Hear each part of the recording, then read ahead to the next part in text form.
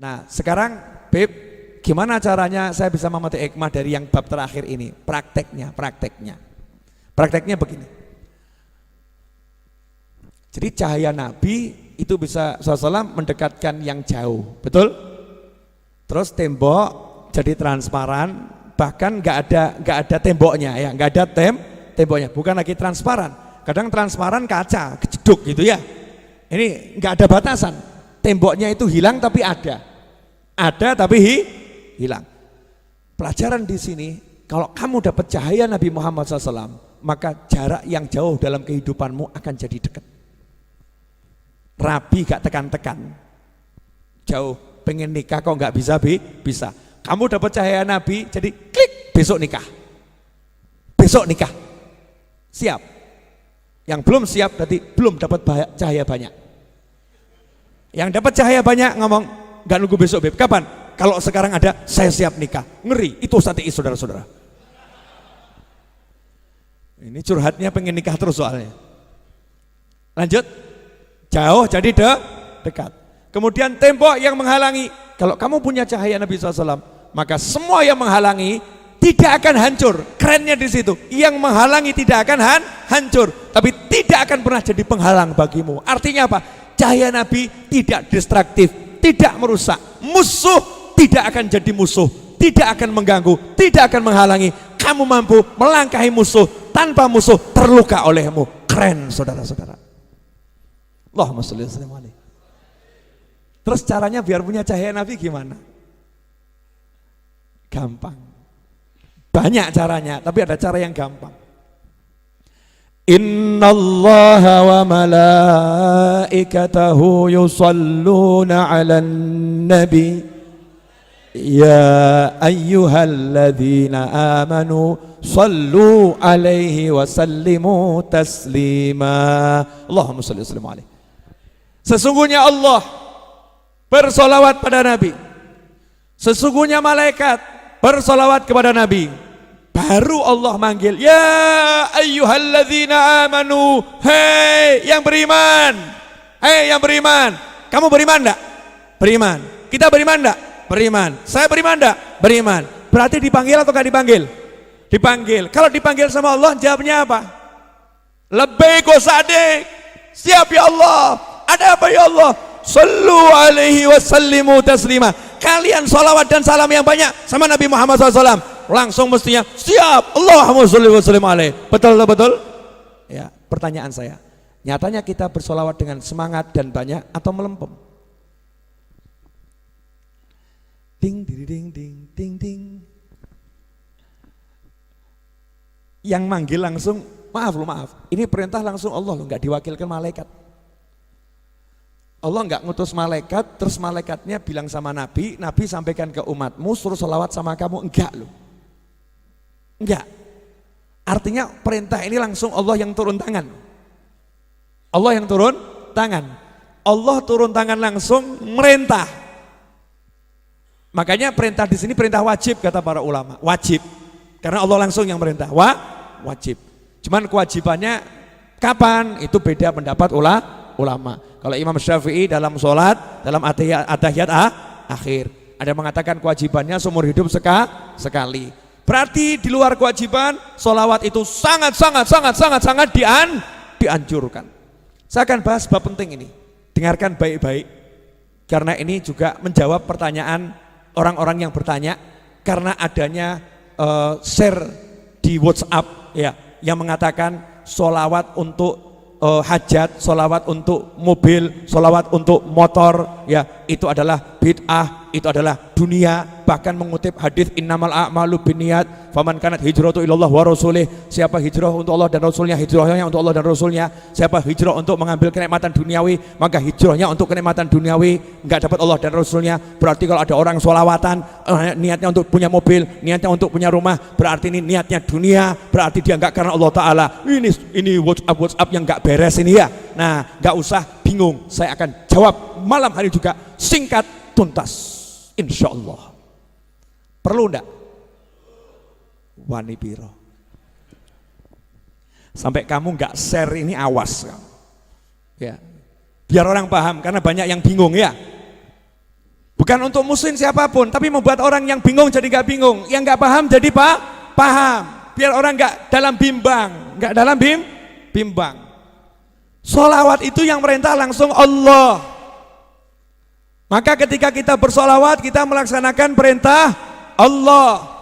Konsekuensinya siapa melaksanakan perintah Allah, berarti dia bertakwa kepada Allah. Barang siapa bertakwa kepada Allah, janji Allah, yaj'allahu makhrajan wa yarzuqhu min haitsu la yahtasib.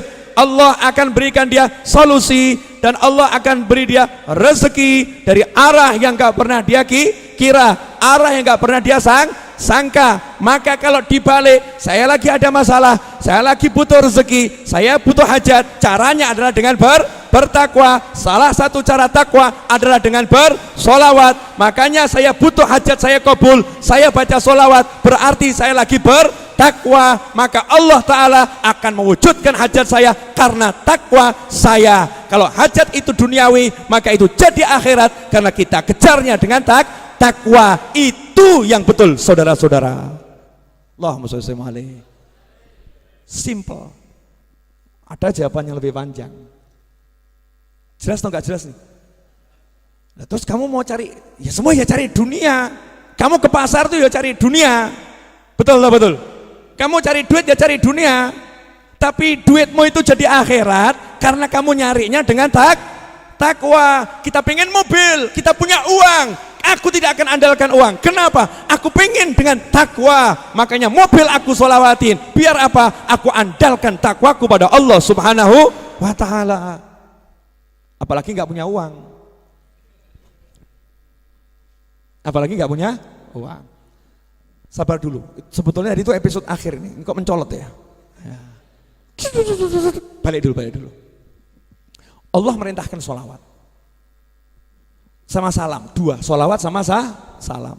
Maka sahabat mendatangi Nabi Muhammad SAW. Ya Rasulullah, kalau salam kita udah tahu, ngerti salam. Kalau sholawat gimana ya Rasulullah? Salam kan assalamualaikum, assalamualaikum udah ngerti. Kepada Rasul kan assalamualaikum ya Rasulullah udah tahu. Nah kalau sholawat gimana? Jawabannya Nabi menarik. Karena Nabi nggak pernah ngajari sholawat. Nabi nggak pernah ngajari sholawat. Jadi kalau ada orang bilang ini sholawatnya Nabi, sebetulnya nggak pas. Sebetulnya nggak pas. Karena yang ada Nabi nyuruh kita untuk minta Allah sholawat. Minta Allah sholawat. Qulu, ucapkan Allahumma ya Allah sholli, tolong engkau sholawat sama Nabi. Ya Allah tolong engkau sholawat sama Nabi. Berarti Nabi bersolawat atau Nabi ngajari kita nyuruh Allah sholawat? Nabi ngajari kita nyuruh Allah sholawat. Pertanyaannya, yang nyuruh sholawat siapa? Allah. Yang disuruh siapa? Yang beriman, betul? Kita disuruh. Lah kita disuruh, kenapa kita kok nyuruh Allah? Hei, yang beriman, sholawat sama Nabi loh ya. Saya udah sholawat sama Nabi dan terus sholawat sama Nabi. Malaikat saya sholawat sama Nabi. Kamu sholawat sama Nabi. Ya Allah, tolong kamu yang sholawat aja ya Allah. Ya Allah tolong kamu yang sholawat ya Allah. Ya Allah tolong kamu yang sholawat. Lah kapan kamu sholawatnya? Yang ada tuh kita cuman minta Allahumma sholli, Allahumma sholli. Ya Allah tolong kamu sholawat sama Nabi. Ya Allah tolong kamu sholawat sama Nabi. Kita nggak pernah bisa bersolawat kepada Nabi Muhammad Sallallahu Alaihi Wasallam seperti yang dimau Allah. Makanya Rasul kembalikan, kalian minta saja Allah yang sholawat, biar Allah yang sholawat. Karena itu ulama mengatakan tidak ada sholawat yang ditolak. Bagaimana bisa ditolak? Yang sholawat Allah, masa Allah menolak Allah? Paham enggak? Gak paham gak apa-apa. Belum waktunya paham sekarang. Makanya sholawat itu amalan yang tidak tertolak karena al-amil huwallah, yang beramal adalah Allah Subhanahu wa Ta'ala. Kita cuman mengajukan proposal minta tolong, ya Allah tolong kamu sholawat. Allah jawab, saya sholawat terus. Innallaha wa malaikatahu yusholluna ala nabi. Aku sholawat terus. Ya Allah tolong kamu sholawat. Aku sholawat terus. Udah dijawab sama Allah Subhanahu wa Ta'ala. Makanya sholawat kita pasti sampai karena Allah yang bersolawat. Jelas? Dah. Nah kalau solawat itu solawat kita ternyata Allah yang bersolawat, ada enggak pahalanya? Ngukurnya ada enggak? Makanya untuk pahala solawat itu, ya pendapat yang paling muktamad, hadis yang paling sahih. Untuk solawat pahalanya Allah yang ngatur. Siapa solawat kepadamu 1 kali, aku solawat kepadanya 10 kali. Aku bersolawat kepadanya 10 kali. Nah siapa yang bisa membalas Allah? Enggak ada. Yang bisa hanya Allah sendiri. Dan Allah enggak balas dengan surga, enggak. Yang diutamakan sama Allah, aku solawat sama dia. Artinya lebih dari jannah, lebih dari surga. Allahumma sholli wa sallim alaihi. Garis bawahnya terakhir di sini. Berarti ketika kita solawat, kita disolawati Allah, betul? Nah kalau Allah yang nyolawati, Allah katanya ngasih berkah, ngasih rahmat, ngasih ampunan, betul? Tapi berkah ampunan ini enggak kita minta. Bukan kita minta berkah, kita minta ampunan, enggak. Tapi Allah yang langsung ngasih. Kamu solawat sama nabiku, aku kasih. Jadi kita enggak minta berkah, enggak minta apa-apa. Kita minta Allah bersolawat, Allah ngasih kita berkah, ampunan, ngasih rahmat, betul? Berarti ketika kita solawat, yang muncul adalah nama Allah dan Muhammad SAW. Allahumma salli ala Sayyidina Muhammad, Allah Muhammad, Allah Muhammad, Allah Muhammad, Allah Muhammad, betul? Allah Muhammad, Allah Muhammad. Nanti yang muncul kan seperti itu. Allahumma salli, Allahumma salli, Allahumma salli, Allah Muhammad, Allah Muhammad, Allah Muhammad, Allah Muhammad. Jadi yang muncul cuma Allah dan Muhammad sallallahu alaihi wasallam. Maka orang yang lidahnya ini digunakan untuk menyebut Allah Muhammad, Allah Muhammad, Allah Muhammad, yang keluar seperti itu, disitulah nur Nabi Muhammad SAW akan masuk ke dalam dirinya. Nah begitu nur itu masuk dalam dirinya, ya sudah, yang jauh jadi dekat, yang menghalangi tidak akan tersingkirkan, tapi tidak akan jadi penghalang. Keren. Tiba-tiba dia bisa pergi kemana-mana sehingga membuat penghalangnya kaget. Loh, kok iso ya? Loh, kok iso? Loh, kok iso? Bingung. Teman sekantornya juga kaget. Loh, kok bisa beli mobil ya? Padahal enggak punya duit ya. Penghalangnya duit. Penghalangnya duit. Temennya kaget. Dia naik kendaraan namanya solawat. Mobilnya disolawatin. Ngomong lagi, oh itu kan namanya minta dunia. Nah, minta dunia itu ya sama Allah. Takwa dengan solawat. Penjabaran yang kedua, diperintahkan oleh Nabi SAW, kalau mau doa awali dengan solawat, akhiri dengan solawat. Siapa yang berdoa tidak diawali dan diakhiri solawat, doanya ditolak oleh Allah Subhanahu wa ta'ala. Kamu pengen, berarti kamu pengen itu minta itu namanya doa. Saya pengen handphone, handphone. Sekarang ini saya lagi mengidam-idamkan handphone Huawei Mate 30 Pro. Belum masuk Indonesia. Huawei Mate 30 Pro. Saya pengen Huawei Mate 30 Pro. Saya lagi punya hutang tanah kurang 4 miliar rupiah. 4 miliar rupiah. Itu semua ingin saya. Pengen saya pengen A sampai Z. Saya punya di hati pengen. Saya minta sama Allah Ta'ala. Sebelum saya minta, maka saya kedepankan solawat dulu. Baca solawat munjiah, baca solawat nariyah, baca tibil kulub. Tujuannya apa? Ya Allah, ini loh solawat. Aku punya minta ini ya Allah. Wujudkan permintaanku. Itu rangkaian doa yang luar biasa. Lah kok ada orang bilang solawat kok dipakai untuk dunia, namanya gagal paham. Jelas saudara-saudara? Alhamdulillah, mudah-mudahan Anda semua termasuk orang yang tidak gagal paham dan bisa membuat orang lain jadi paham. Makanya teman-temanku dimanapun Anda berada, jangan ragu, jangan bimbang, solawatin apapun yang pengen kamu solawatin. Artinya kita tawassul untuk terkabulnya hajat dengan bersolawat kepada Nabi Muhammad SAW. Alhamdulillah.